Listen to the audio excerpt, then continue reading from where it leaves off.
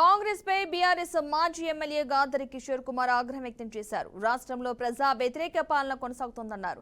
రాష్ట్రంలో విద్యుత్ ఉత్పత్తి పెరిగినా ప్రభుత్వం మాత్రం 24 గంటల విద్యుత్ అందించలేకపోతోందని విమర్శించారు. రాష్ట్రంలో కరువు ఛాయలు ఏర్పడ్డాయన్న ఆయన కాళేశ్వరం ద్వారా నీళ్లు అందించే అవకాశం ఉన్నా ప్రభుత్వం పట్టించుకోవడం లేదని మండిపడ్డారు. రేవంత్ రెడ్డి ఇచ్చిన హామీలు ఇంతవరకు అమలు చేయలేదని విమర్శించారు.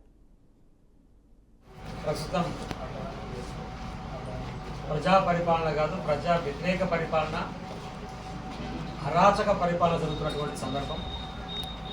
బీఆర్ఎస్ పార్టీగా తుంగతుర్తి నియోజకవర్గ ఇన్ఛార్జిగా ముందుగా దీన్ని తీవ్రంగా ఖండిస్తా ఉన్నా. ఎందుకంటే ఏదైతే అబద్ధపు హామీలతోని ప్రజలను మభ్యపెట్టి మోసం చేసి అధికారంలోకి వచ్చినటువంటి కాంగ్రెస్ పార్టీ వాటి అమలు కోసం చేయాల్సినటువంటి కనీస ప్రయత్నం చేయకపోగా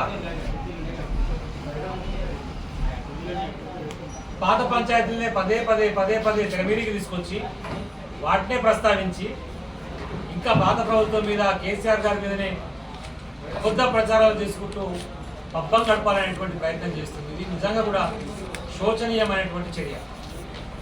ఎందుకంటే ఇప్పుడు మనం చూస్తున్నాం 2023 ఎన్నికలు అయ్యేంత వరకు కేసీఆర్ గారి ప్రభుత్వం, బీఆర్ఎస్ పార్టీ ప్రభుత్వం 24 గంటల కరెంట్ ఎట్లా ఇయ్యగలిగింది. ఇప్పుడున్నటువంటి కాంగ్రెస్ పార్టీ ఈ అబద్ధాల రేవంత్ రెడ్డి ప్రభుత్వం ఎందుకు ఇవ్వలేకపోతుంది అనేది మాత్రమే చిన్న అంశం గుర్తుపెట్టుకోవాలి. అప్పుడు ఎందుకు సాధ్యమైంది, ఇప్పుడు ఎందుకు సాధ్యం కాదు.